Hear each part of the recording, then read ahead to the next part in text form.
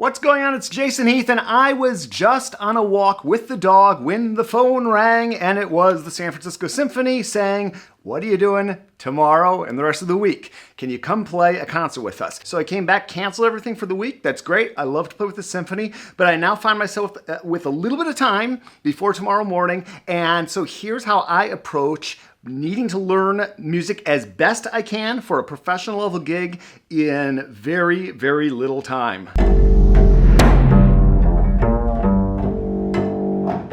So the very first thing I do is I see what is that music. And if I have more than, 18 hours notice, I would go pick up the music. But luckily we have wonderful resources like IMSLP, and I have a lot of bass parts myself, so I downloaded the Brahms, which you're playing, and I downloaded Beethoven's Symphony No. 2, which I might be playing. So I know I'm definitely on the Brahms, I'm probably not on the Beethoven, but what if I am? And then there's this Hilborg piece. So the first thing I do, even if I only have a few minutes or a few hours like I do for this case, is I go and I look up some recordings. So I find Anders Hilborg. I'm looking for Piano Concerto No. 2. Oh, there is none on YouTube or Apple Music, and that's because this is a world premiere. So I will be sight reading that tomorrow morning, but I have played Hilborg's music before, and everybody, this piece will be new to them tomorrow. They will have probably practiced it.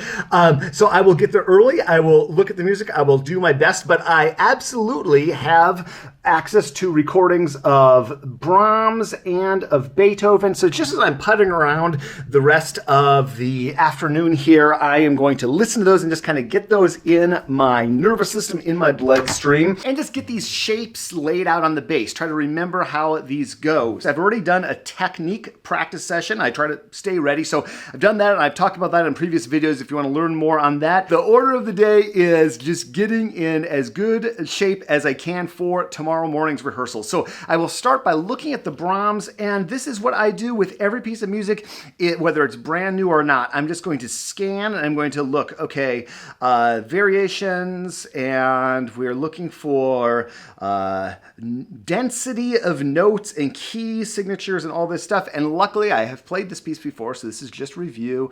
Okay, Andante, beautiful, vivace, beautiful, vivace, grazioso, presto non troppo, finale. We got some licks. Okay, so I am not too concerned about playing the notes up to tempo right now.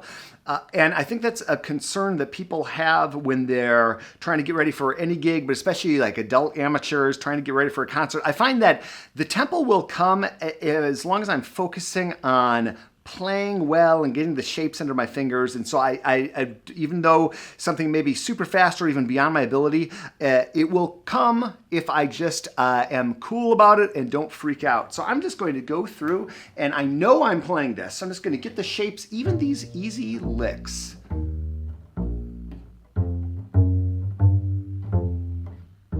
I'm listening for intonation, and I'm really trying to think about resonance. And I don't even really remember the tempo on this, frankly, but I guess I'll go over to my computer and check it out. So let's see.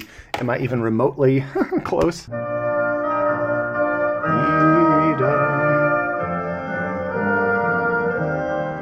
And this was or it still is, I'm sure, the Go Ye Northwestern or something like that, my alma mater's theme song. Yep, that's the tempo. And just hearing that.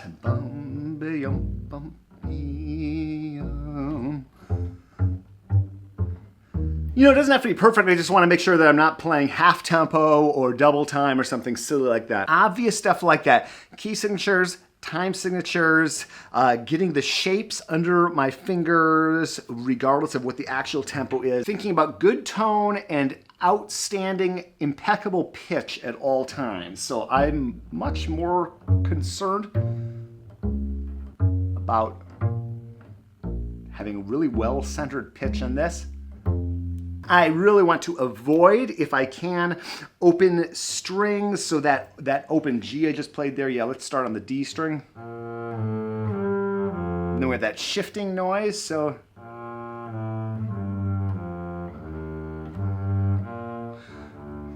And I don't know what the bowings are going to be tomorrow.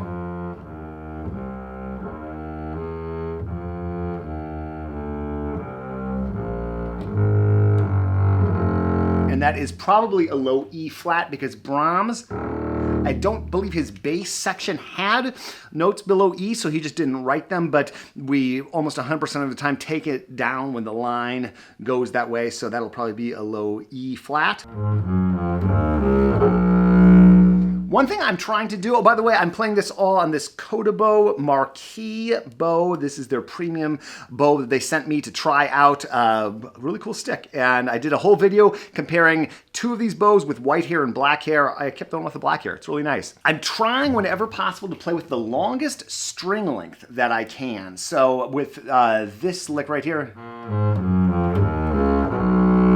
but also use logical fingering, so I don't want to have one note all by itself. And I'm also really kind of making sure that I'm not letting any tension creep into my body, especially with a last minute call. I can be sort of like frantic, and I think that just lends itself to a bad experience once I actually get into the week. So just trying to be mellow, really trying to just think about like good playing, efficient, everything coming from the core. Cool, now I'm gonna just check on some of these tempos for these faster ones to make sure I don't want to burn up unnecessary time. I'm not sure if they do chapter markers for these videos, but we'll skip ahead a little bit.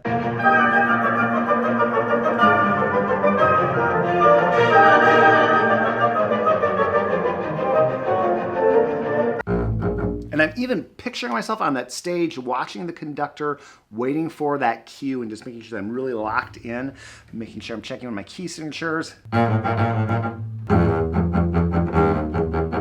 And again, just thinking slow, not trying to go too fast with these licks. You don't force things in a professional orchestra situation nearly as much as my younger self used to think. And even here practicing, I forget just how delicate and sensitive it ends up being on the stage like that. So volume is also something I do not need to try to like crank out tons of volume. These licks will just happen. Okay, that's kind of getting ballpark tempo ideas. Okay, cool. We need to find a place to play this. This is version 6. I'm not going to worry about the pizzicatos. Okay, I would like to... And then that F there. So let's think about this for a second. I could go... Or I could go... That might be the fingering. I don't have to make a fingering decision right now. I will also look around in the bass section, look at what the other players are doing, and adjust accordingly. So just getting the general shape, I listen to the tempo, so I got it in my head. Oops, see, I played an E natural. You remember whatever you do, so I want to make sure that I don't bake any of these wrong accidentals into my head.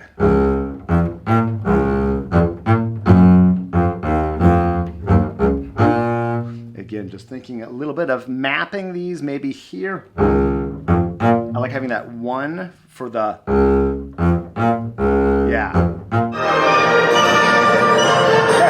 There we go, theme. Here are those basses. So I'm picturing myself up there.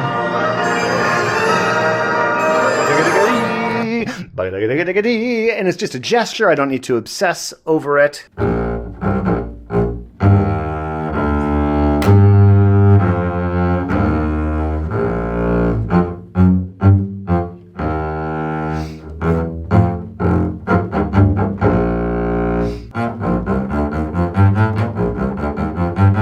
As I'm doing the string crossings, really thinking about maintaining as even a tone as possible, and I do not need to try to get up to tempo. It's just getting the general shape. I'm trying to just be ready enough. You can put all your time in and never be ready, so it's just a matter of trying to figure out how much exactly to do on these. What I am playing next week, and I thought I had all this week to work on it, is Beethoven's Symphony No. 9. That's coming up with Michael Tilson Thomas next week.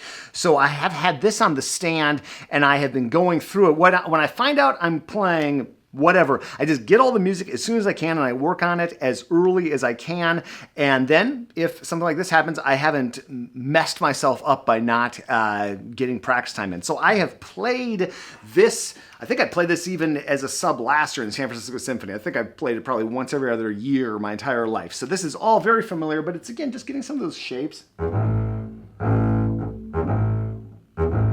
And thinking about where this particular bass section likes to play some of these. In some bass sections, we do all open strings. In some bass sections, we close. And then just practical stuff, thinking about the extension, like in this second movement.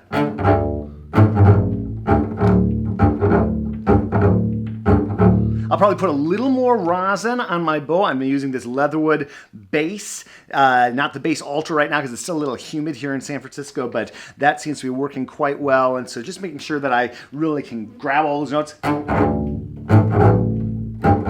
And then with the recitatives, which I've done at least one video talking about these with the wonderful Phoebe Russell, this lick will vary so much depending on the conductor. So in a way, just making sure that this is kind of under the fingers and then just being ready for anything is kind of the name of the game here. So.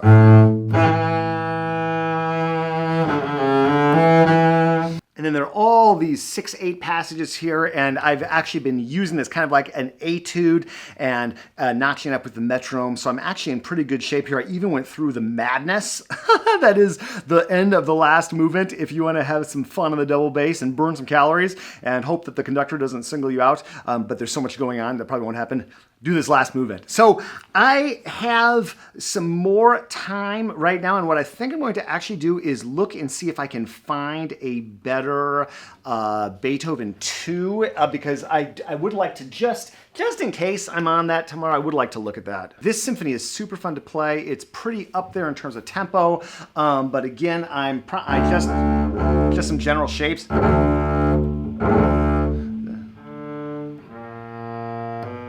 Just making sure that I'm not playing wrong notes as I'm reading through these, because you do remember what you do. I don't care about bowings because they'll almost certainly be different. Even if I don't do it this week, I'll do it again sometime. So it's all good for you. It's getting the lay of the land here.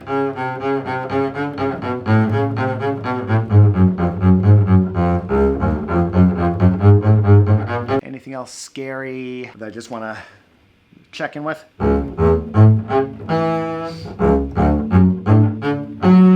Okay, should probably pack this thing up, take care of my tasks, and get a good night's sleep.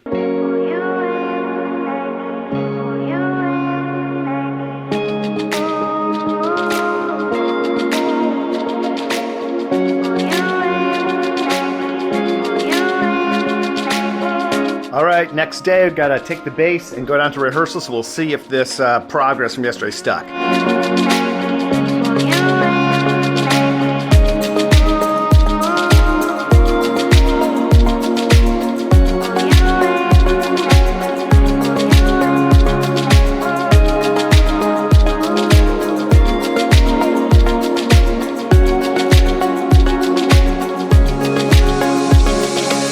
Post-rehearsal Jason here. Is all worked out well. The Hillborg is mostly whole notes and nothing to worry about, so that was a good call in retrospect to not go downtown and try to pick up that music. That's a chance you have to take when you get called last minute for something. The Brahms, I'm really glad I spent that time yesterday analyzing those shapes and just feeling through it. It felt very nice and relaxed. I'm glad I didn't try to get a sense of bowings in my mind because they were very different than what was actually just in like the part you get off the internet, and there were a lot of low notes. That was one of the more challenging things, was trying to figure that out. But I have now the rest of the week to get there a little bit early and look through that. I'm not playing the Beethoven, so I'm glad that I didn't spend too much time on that. But it's also for me about really getting to the optimal state for rehearsal. I work out generally before rehearsal. I take some cognitive enhancing supplements, some nootropic sort of things, and